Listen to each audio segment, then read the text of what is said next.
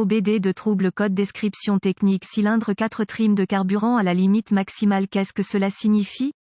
Il s'agit d'un code de diagnostic générique (DTC) du groupe motopropulseur et s'applique généralement à tous les véhicules OBD2 à essence. Cela peut inclure, mais sans s'y limiter, les véhicules de Land Rover, Mazda, Jaguar, Ford, Mini, Nissan, GM, etc. Bien que génériques, les étapes de réparation exactes peuvent varier selon l'année, la marque, le modèle et la configuration du groupe motopropulseur. Un code P02A6 stocké signifie que le module de commande du groupe motopropulseur PCM a détecté une condition extrêmement pauvre dans un cylindre de moteur spécifique. Dans ce cas, c'est le cylindre croisillon 4. Le PCM utilise le système de compensation de carburant pour augmenter ou diminuer le débit de carburant selon les besoins. Les signaux d'entrée provenant des capteurs d'oxygène fournissent au PCM les données nécessaires pour régler la compensation de carburant. Le PCM utilise des variations de modulation de largeur d'impulsion d'injecteur de carburant pour effectuer des changements de rapport air-carburant. La compensation de carburant à court terme est calculé en permanence par le PCM, il fluctue rapidement et est l'un des facteurs clés dans le calcul de la compensation de carburant à long terme. Chaque véhicule a des paramètres de pourcentage de compensation de carburant minimum et maximum programmés dans le PCM. Les paramètres pour la compensation de carburant à court terme sont beaucoup plus larges que les spécifications des paramètres pour la compensation de carburant à long terme. De petites variations dans la compensation de carburant, généralement mesurées en pourcentage positif ou négatif, sont normales et n'entraîneront pas le stockage d'un code P02A6. Les paramètres de compensation de carburant maximum, positif ou négatif, sont normalement dans la plage de 25%. Une fois ce seuil maximum dépassé, un code de ce type sera enregistré. Lorsque le moteur fonctionne à un rendement optimal et qu'il n'est pas nécessaire d'augmenter ou de diminuer la quantité de carburant livrée à chaque cylindre, la garniture de carburant doit refléter entre 0 et 10%. Lorsque des conditions d'échappement pauvres sont détectées par le PCM, le carburant doit être augmenté et la compensation de carburant reflètera un pourcentage positif. Si l'échappement est trop riche, le moteur a besoin de moins de carburant et la garniture de carburant doit refléter un pourcentage négatif. Voir aussi, tout ce que vous voulez savoir sur les versions de carburant. Les véhicules OBD2 devront établir un modèle de stratégie de compensation de carburant à long terme, ce qui nécessitera plusieurs cycles d'allumage. Graphique de compensation de carburant comme indiqué par l'outil d'analyse OBDII. Quelle est la gravité de ce DTC?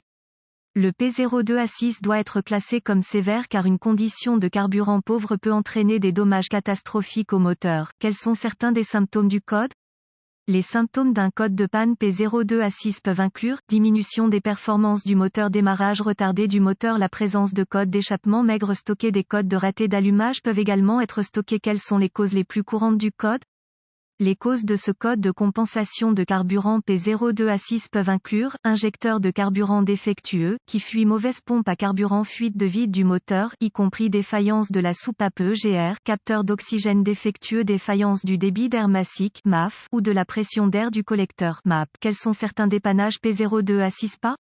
S'il y a des codes liés au MAF ou au MAP, diagnostiquez-les et réparez-les avant d'essayer de diagnostiquer ce code P02A6. Je commencerai mon diagnostic par une inspection générale de la zone du collecteur d'admission du moteur. Je me concentrerai sur les fuites de vide. Tout d'abord, j'écoutais le son, sifflement, d'une fuite de vide. Je vérifierai tous les tuyaux et les conduites en plastique pour des signes de fissuration ou d'effondrement. Les lignes PCV sont une source courante de fuite de vide. Vérifiez également les bords de l'admission pour détecter des signes de défaillance du joint. Deuxièmement, j'examinerai l'injecteur de carburant en question, cylindre N°4, pour détecter des signes de fuite de carburant. Si l'injecteur est mouillé de carburant, soupçonnez qu'il a échoué. Si aucun problème mécanique évident n'est découvert dans le compartiment moteur, plusieurs outils seront nécessaires pour poursuivre votre diagnostic. Un scanner de diagnostic, un voltomètre numérique DVOM, un manomètre de carburant avec adaptateur, une source d'information fiable sur le véhicule. Ensuite, je connecterai le scanner au port de diagnostic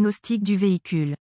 Je voudrais récupérer tous les codes stockés et figer les données de trame, puis les écrire tous pour une utilisation ultérieure. Maintenant, je voudrais effacer les codes et tester le véhicule pour voir si certains sont réinitialisés, accéder au flux de données du scanner et observer le fonctionnement du capteur d'oxygène afin de voir si une condition d'échappement pauvre existe réellement. J'aime affiner le flux de données pour inclure uniquement les données pertinentes. Cela donne un temps de réponse des données plus rapide et une lecture plus précise. Si une condition d'échappement pauvre réelle est présente, Étape 1. Utilisez le manomètre pour tester la pression de carburant et la comparer avec les spécifications du fabricant. Si la pression de carburant est conforme aux spécifications, passez à l'étape 2. Si la pression de carburant est inférieure aux spécifications minimales, utilisez le DVOM pour tester le relais de la pompe à carburant et la tension de la pompe à carburant. Si la pompe à carburant est alimentée à un niveau de tension acceptable, généralement la tension de la batterie, retirez le filtre à carburant et voyez s'il est obstrué par des débris. Si le filtre est bouché, il doit être remplacé. Si le filtre n'est pas obstrué, suspectez une défaillance de la pompe à carburant. Étape 2. Accédez au connecteur de l'injecteur pour l'injecteur en question et utilisez le DVOM ou une lampe Noid si disponible pour tester la tension de l'injecteur et une impulsion de masse, cette dernière provenant du PCM. Si aucune tension n'est découverte au niveau du connecteur de l'injecteur, passez à l'étape 3. Si la tension et une impulsion de masse sont présentes, rebranchez l'injecteur et utilisez un stéthoscope ou un autre dispositif d'écoute et écoutez-le avec le moteur en marche. Un clic audible doit être répété à intervalles réguliers. Si le son n'est pas présent, ou s'il est intermittent, soupçonnez que l'injecteur du cylindre en question est en panne ou obstrué. L'une ou l'autre condition justifiera probablement le remplacement de l'injecteur. Étape 3. La plupart des systèmes d'injection de carburant modernes fournissent une alimentation constante de la tension de la batterie à chaque injecteur de carburant, le PCM fournissant une impulsion de masse à l'instant approprié. Pour compléter le circuit et entraîner une pulvérisation de carburant dans le cylindre, utilisez le DVOM pour tester les fusibles et les relais du système pour la tension de la batterie. Remplacez les fusibles et ou les relais si nécessaire. Le système de test fusionne avec le circuit sous charge. J'ai été trompé par un fusible défectueux qui semblait bon lorsque le circuit n'était pas chargé. Clé allumée, moteur arrêté, puis qui a échoué avec le circuit chargé. Clé allumée, moteur en marche. Si tous les fusibles et relais du système sont en bon état et qu'aucune tension n'est présente, utilisez la source d'information